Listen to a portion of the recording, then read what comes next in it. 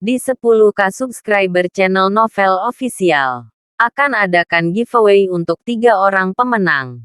Jangan lupa untuk selalu komen dan like untuk setiap video. Selamat datang di channel Novel Official. Sebelum mendengarkan novel, Perintah Kaisar Naga, jangan lupa like, share, and subscribe. Kalau tidak kuretakkan jantung kalian. Tanpa lama-lama lagi langsung saja kita masuk di cerita novelnya. Selamat mendengarkan bosku. Bab 166-170. Kakak Dev. Apakah karena wanita ini kamu tidak makan denganku? Yvonne bergumam pada dirinya sendiri. Matanya sudah basah. Villa keluarga Su, Juan Su dan Elias Gu sedang duduk di ruang tamu sambil minum teh dan mengobrol di masa lalu. Meskipun Juan adalah orang terkaya di Hongcheng, dia tidak akan memiliki kesempatan untuk minum teh dan mengobrol dengan Elias. Sekarang identitas Juan Su berbeda. Semua orang telah mengakui bahwa Juan Su adalah ayah mertua Dev. Identitas ini jauh lebih kuat daripada gelar orang terkaya di Hongcheng. Segera, Yuki bersama Dev ke sana. Setelah melihat Dev, Elias Gu buru-buru bangkit. Tuan Chen, kamu tidak perlu bersikap sopan. Kamu terlihat sehat. Akhir-akhir ini, Dev tersenyum sedikit. Ini berkat Tuan Chen. Kalau tidak, tulang-tulang tuaku akan dihisap oleh naga yang marah sejak dulu. Elias tahu bahwa tubuhnya sangat baik berkat Dev. Jika bukan karena tindakan Dev, Elias akan duduk di kursi naga sepanjang hari, dan tubuhnya akan runtuh sejak lama. Ini masih fisik lamaku. Dev tertawa. Dev, aku mendengar Yuki mengatakan bahwa kamu akan bekerja di Sinyu Kimia harian sekarang. Juan bertanya pada Dev. Ya, aku menjadi seorang salesman. Dev mengangguk. Mengapa kamu jadi salesman? Ketika saya bertanya apakah kamu suka berbisnis, kamu mengatakan tidak suka. Sekarang kamu akan menjadi salesman kecil. Kamu tidak ingin memulai dari bawah, kan? Juan bertanya. Dev menggelengkan kepalanya, dan dia tidak tahu bagaimana menjelaskannya. Ketika dia pergi ke wawancara, dia tidak tahu bahwa perusahaan itu milik keluarga Su. Belum lagi dia tidak berencana untuk bekerja sepanjang waktu hanya untuk menstabilkan orang tuanya. Sementara melihat Dev tidak berbicara, Juan melanjutkan, saya sudah memberi tahu seseorang untuk melakukannya.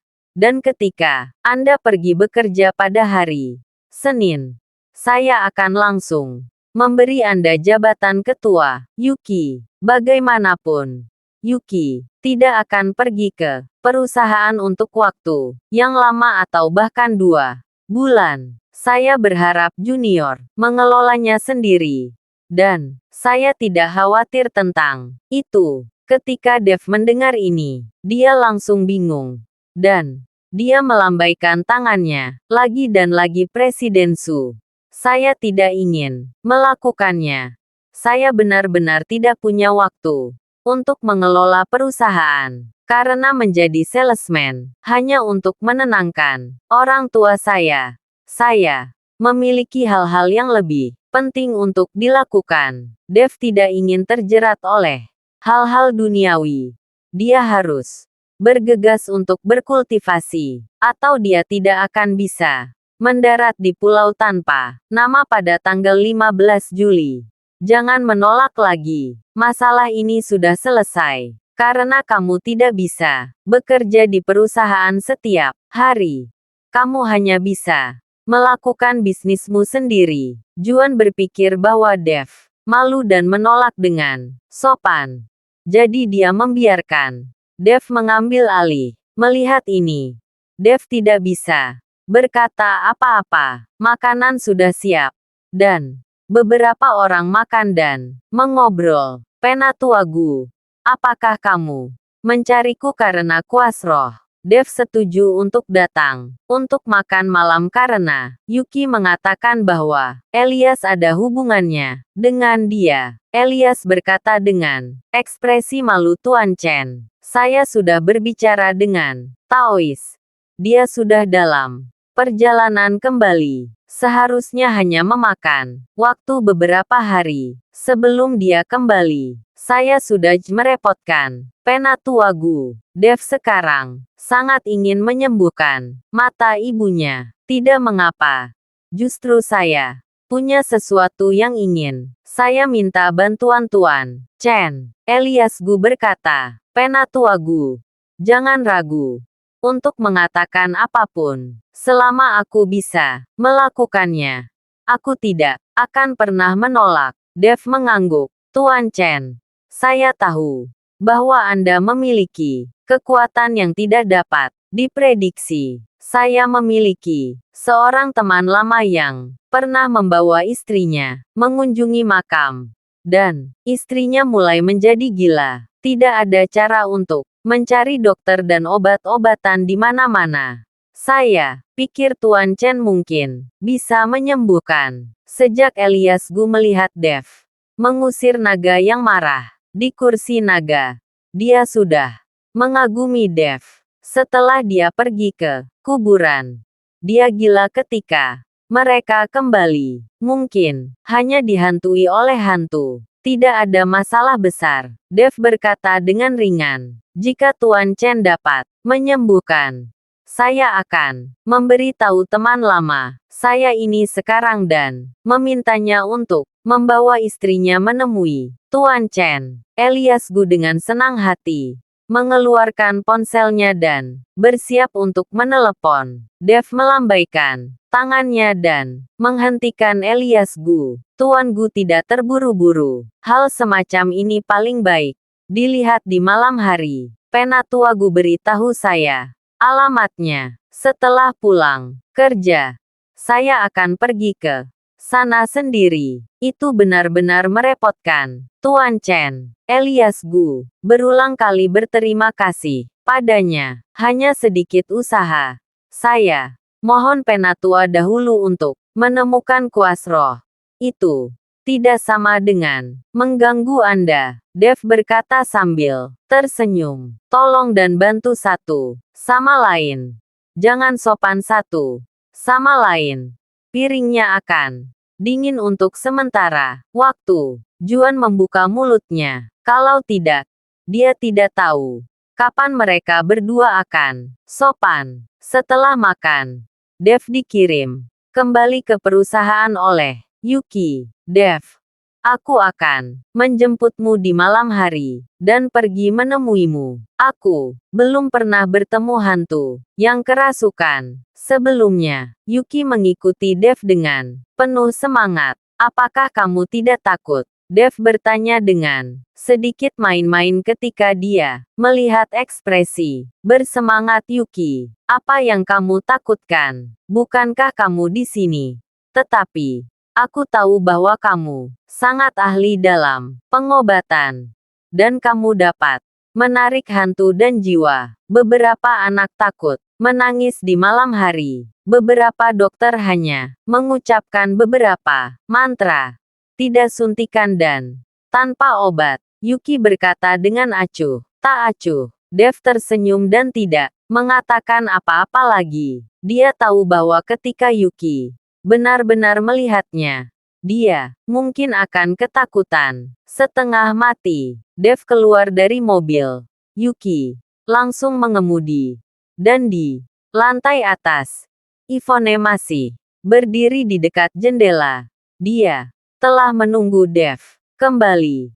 Dia ingin melihat siapa gadis ini. Hanya saja kali ini dia juga tidak melihat dengan jelas. Hanya melihat Dev keluar dari mobil dengan senyum di wajahnya. Ketika Dev kembali ke departemen penjualan, dia melihat bahwa Yvonne sedang dalam suasana hati yang salah. Jadi dia bertanya, Yvonne, ada apa denganmu?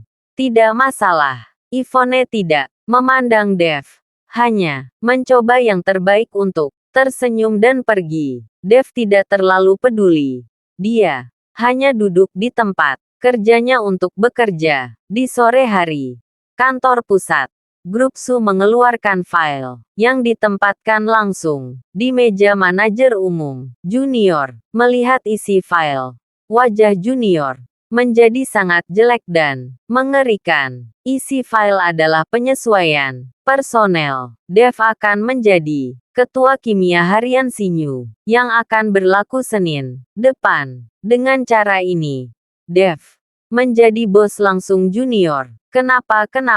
Junior melihat isi file itu, meraung keras, dan merobek file itu sampai hancur. Tuan Singh, ada apa? Sekretaris mendengar gerakan itu dan bergegas. Masuk, keluar dari sini.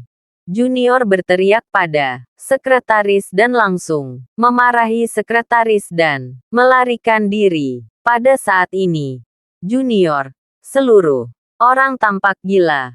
Matanya sedikit merah. Dev, itu semua karena kamu. Itu semua karena kamu. Aku akan membunuhmu. Junior mengertakkan gigi. Dia adalah siswa top yang telah berada di keluarga Su selama bertahun-tahun. Tetapi dia sebenarnya dikalahkan oleh seorang tahanan reformasi melalui kerja. Junior tidak yakin.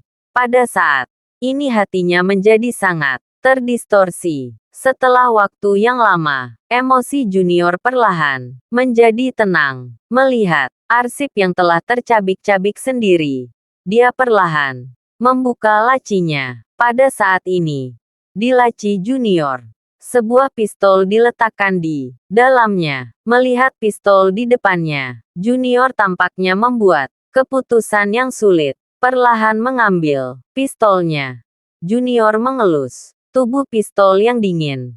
Dan dia sudah membuat keputusan di dalam hatinya. Billy, biarkan Dev datang ke kantorku. Junior mengangkat telepon internal dan menelepon Billy. Billy, yang awalnya marah di kantor, terkejut ketika dia menerima telepon dari Junior. Billy, apa yang dilakukan Presiden Singh dengan Dev? Mona bertanya. Bagaimana saya tahu? Billy mengerutkan kening. Dia selalu merasa ada yang salah. Bukankah Presiden Singh memberikan semua komisi kepada Dev? Saya telah lama melihat bahwa Dev memiliki hubungan dengan Presiden Singh. Jika tidak, bagaimana hal yang baik dapat diserahkan kepada Dev? Mona berkata dengan ekspresi marah. Sangat tidak puas. Oke.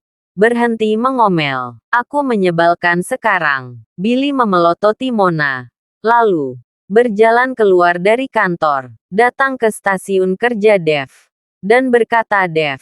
Presiden Singh meminta Anda untuk datang ke kantornya. Mungkin karena kontrak.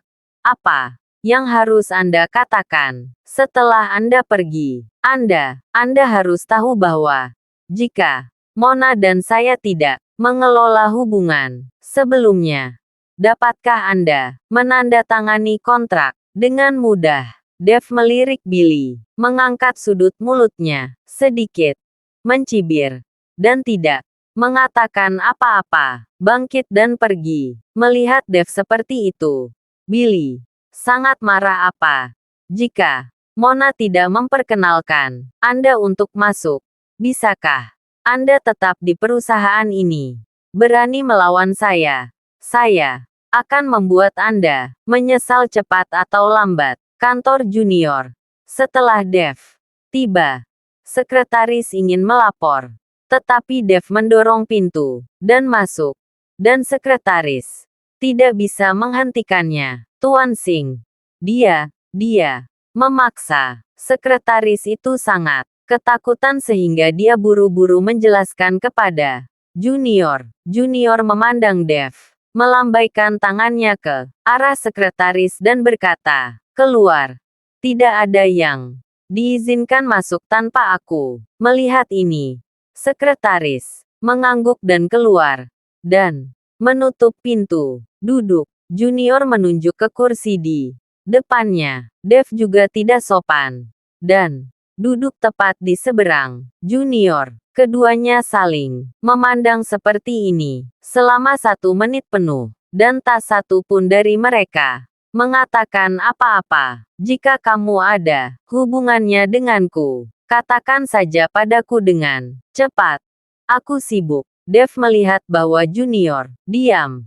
Jadi dia berkata, Dev, saya telah memeriksa latar belakang Anda. Anda adalah orang biasa. Dan Anda telah dipenjara. Bagaimana Anda bisa mendapatkan cinta Yuki? Mengapa Anda bisa menjadi cepat? Aku sibuk. Dev melihat bahwa Junior diam. Jadi dia berkata, Dev, saya telah memeriksa latar belakang Anda. Anda adalah orang biasa. Dan Anda telah dipenjara. Bagaimana Anda bisa mendapatkan cinta Yuki? Mengapa Anda bisa menjadi ketua perusahaan? Mengapa? Junior menatap Dev. Dia hanya tidak mengerti. Dia adalah siswa top yang belajar di luar negeri. Mengapa Yuki tidak menyukai dirinya sendiri, tetapi menyukai Dev? Jika Dev adalah putra kaya atau generasi kedua, Junior akan merasa lebih baik. Tetapi Dev adalah orang biasa yang pernah dipenjara. Meski begitu, Yuki lebih suka Dev daripada dirinya sendiri. Ini membuat Junior benar-benar tidak mengerti. Tidak. Kenapa kamu sangat menyukai seseorang? Yuki hanya menyukaiku. Apa yang bisa kamu lakukan? Sudut mulut Dev sedikit terangkat. Dan dia berkata, dengan main-main, ekspresi dan nada Dev tiba merangsang Junior. Junior, yang awalnya mencoba tenang, meledak dalam sekejap. Dev, aku ingin kamu segera keluar dari Hongcheng. Tinggalkan Yuki, dan jangan kembali mulai sekarang. Atau aku pasti akan membuatmu menyesal. Junior sedikit gemetar, matanya terbuka lebar. Dan dia berteriak pada Dev. Dengan paksa. Menyesal. Dev mencibir. Saya tidak pernah menyesalinya. Dan Anda tidak memenuhi syarat untuk memerintah saya. Apalagi mengancam saya. Saya ingin membiarkan Anda melihat apakah saya memenuhi syarat untuk memerintahkan Anda. Junior berkata. Tiba-tiba mengeluarkan pistol di laci, dan mengarahkannya langsung ke Dev. Ini adalah pertama kalinya Junior menodongkan pistol ke seseorang. Dan tangannya sangat gemetar, melihat bahwa Junior benar-benar mengeluarkan pistol, dan mengarahkannya ke arahnya. Seringai di wajah Dev menjadi lebih jelas, melihat bahwa Dev tidak takut sama sekali. Junior meraung, saya benar-benar bisa menembak. Selama saya menarik pelatuknya, Anda akan segera memerciki darah di tempat. Lalu, apakah kamu akan menembak? Aku melihat tanganmu gemetar hebat. Aku khawatir kamu tidak bisa menembakkan. Aku akan mendekat. Kamu bisa membidik dengan benar. Dev benar-benar menggerakkan tubuhnya ke arah Junior, sehingga pistol di tangan Junior lebih dekat ke yang terdekat. Melihat reaksi Dev, wajah Junior memerah karena marah. Dev, aku benar-benar akan menembak. Kamu keluar dari Hongcheng sekarang. Aku bisa menyelamatkan hidupmu, atau aku akan membunuhmu. Titik. Seluruh wajah Junior memerah. Dia tidak pernah membunuh siapapun, apalagi membunuh siapa pun dengan pistol. Pistol ini dirakit dari suku cadang yang dibelinya sendiri. Ketika dia berada di luar negeri, dia menyukai senjata api. Kontrolnya sangat ketat. Junior diam-diam mengumpulkannya. Meskipun dia suka bermain dengan senjata, dia tidak pernah menembak siapapun dengan pistol. Dan dia tidak pernah membunuh siapapun. Sekarang Junior mencoba yang terbaik untuk mengendalikan dirinya. Tetapi, tangannya masih gemetar melihat wajah Junior. Wajah Dev penuh dengan cibiran. Sama seperti kamu. Aku khawatir kamu bahkan tidak berani membunuh ayam. Kan? Apakah kamu berani membunuh orang? Jangan paksa aku. Aku akan benar-benar menembak. Junior berkeringat deras. Saat ini, meskipun dia sudah membuat keputusan, Junior masih gugup pada saat terakhir. Sekarang kamu letakkan pistolnya. Aku mungkin masih menyelamatkan hidupmu. Jika kamu menembak orang yang mati, pasti akan menjadi dirimu. Wajah Dev berubah suram. Apa yang kamu bicarakan? Aku yang akan menembakmu sampai mati. Sekarang. Dan kemudian, pergi ke luar negeri secara langsung. Siapa yang bisa melakukan apa padaku? Junior tidak percaya apa yang dikatakan Dev. Sekarang pistol ada di tangannya. Dia memiliki kendali mutlak. Jika kamu tidak percaya, maka tembak. Tembak. Dev tiba-tiba mengangkat suaranya. Langsung mengejutkan Junior itu. Tetapi karena ketakutan ini, pistol di tangan Junior juga langsung menarik pelatuknya. Ledakan. Setelah tembakan, saya melihat percikan keluar dari moncongnya. Dan peluru terbang keluar dari ruang senjata dalam putaran. Kali ini, Junior terkejut. Dia tidak siap secara mental sama sekali. Ini adalah pemicu gugup. Tangan Dev tergenggam dalam kehampaan. Dan peluru itu langsung tersangkut di tangannya. Pada saat ini, tangan Dev terbungkus dalam kekuatan spiritual. Dan pelurunya tidak melukainya sama sekali. Perlahan Dev membuka tangannya. Dan peluru oranye, kuning oranye terlihat, menahan peluru dengan tangan kosong. Kali ini, Junior bodoh. Dan pistol di tangannya jatuh, langsung ke lantau. Aku berkata, selama kamu menembak, kamu pasti akan mati. Setelah Dev selesai berbicara, tubuhnya memancarkan aura pembunuh yang mengerikan. Aura pembunuh langsung menyelimuti Junior. Merasakan aura pembunuh pada Dev. Kulit kepala Junior mati rasa. Seolah-olah dia telah jatuh ke dalam jurang. Tidak, tidak, tidak. Mungkin. Tidak, mungkin. Bagaimana mungkin kau bisa menangkap peluru? Wajah Junior penuh dengan kengerian. Dan dia menggelengkan kepalanya dengan putus asa. Dia tidak percaya bahwa semua yang ada di hadapannya adalah nyata. Dia tidak bisa memahaminya. Ini di luar kognisinya. Junior hanyalah orang biasa, bahkan bukan seniman bela diri. Jadi dia tidak tahu kekuatan magis seni bela diri. Sama sekali. Tidak ada yang tidak mungkin. Jika kamu tidak percaya, kamu bisa menembakku lagi. Mata Dev sedikit menyipit. Dan cahaya dingin di matanya membuat Junior jatuh langsung dari kursi ke tanah. Junior tidak berani menembak. Dia bahkan tidak berani mengambilnya, menerima peluru dengan tangan kosong. Meskipun Junior tidak bisa mempercayainya. Ini adalah fakta di depannya.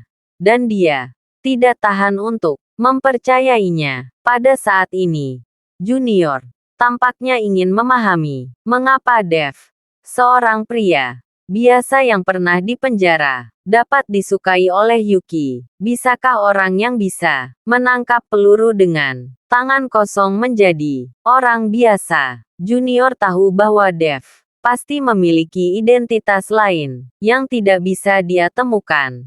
Sama sekali, Junior juga ingat adegan di Zaixian dan Zhuang Liao. Fei Xiong tidak melakukan apapun pada Dev, tetapi memarahi dirinya sendiri. Sekarang sepertinya Liao Fei Xiong juga takut dengan identitas Dev.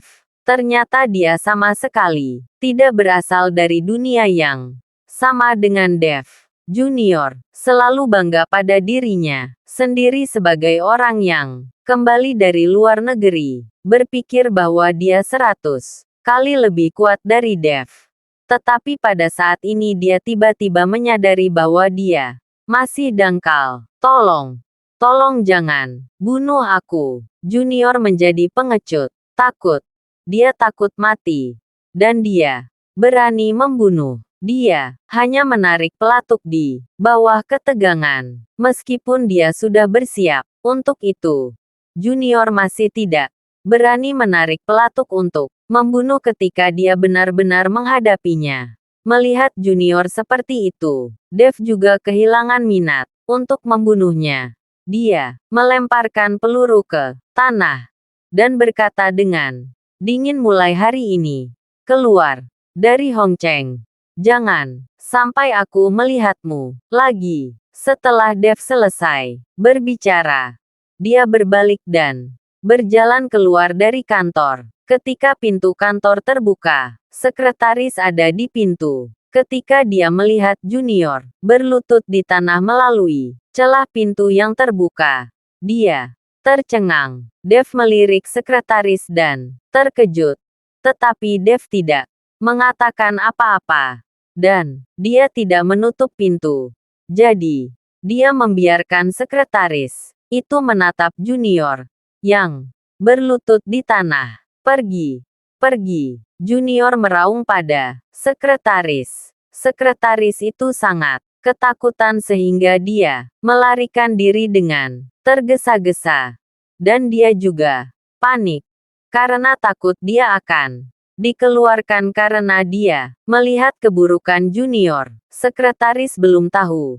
Tetapi pada saat ini, Junior perlahan mengambil pistol dan peluru, melirik kantornya, dan pergi. Sejak itu, Junior tidak pernah muncul di perusahaan atau di Hong Cheng. Dev, apakah Tuan Xing meminta Anda untuk memberitahu Anda tentang komisi itu? Bagaimana Anda mengikuti Tuan Xing? Melihat Dev kembali ke departemen penjualan, Billy buru-buru bertanya pada Dev.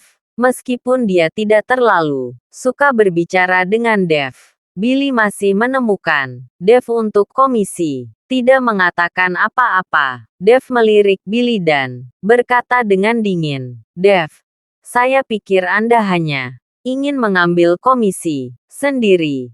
Kan, saya dapat memberitahu Anda bahwa perusahaan menetapkan bahwa setiap kontrak yang ditandatangani oleh siapa pun di departemen penjualan memiliki bagian dari komisi untuk manajer.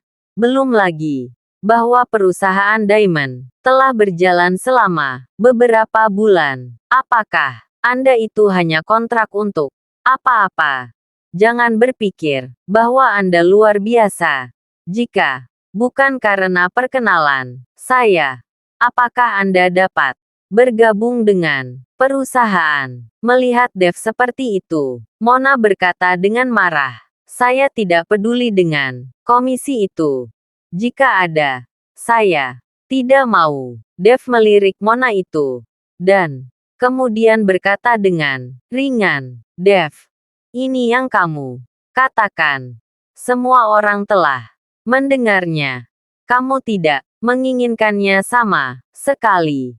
Jangan menyesalinya. Titik. Ketika Billy mendengar ini, dia buru-buru berkata dengan keras, karena takut Dev akan menyesalinya. Aku tidak akan menyesalinya. Dev tersenyum dingin. Billy sangat senang. Sekarang, jika Dev tidak menginginkan komisi itu semua miliknya. Ketika tiba saatnya untuk membeli suite di Villa Bukit Indah, seharusnya tidak ada masalah dengan membayar uang muka. Semua orang di departemen penjualan memandang Dev dengan kaget, dan mereka semua menertawakan kebodohan Dev. Pasti ada banyak komisi untuk kontrak sebesar itu. Ivone, kamu satu grup dengan Dev. Komisi Dev. Tidak diperlukan lagi. Kamu harus menerimanya. Jangan. Sebodoh dia. Ivana datang ke sisi Ivone dan berbisik. Ivone melirik Dev tidak jauh, lalu menggelengkan kepalanya dan berkata, aku juga tidak menginginkannya. Kontrak ini tidak ditandatangani sendiri. Dan Ivone tidak menginginkan komisi apapun. Adapun mengapa Dev tidak menginginkan komisi, Ivone tidak ingin bertanya. Mungkin karena dia telah menemukan pacar wanita kaya. Jadi dia tidak menyukai uang ini. Keduanya sakit. Dan mereka punya dendam dengan uang. Ivana cemberut dan pergi. Terima kasih sudah mendengarkan cerita novel Perintah Kaisar Naga. Sampai jumpa di cerita selanjutnya.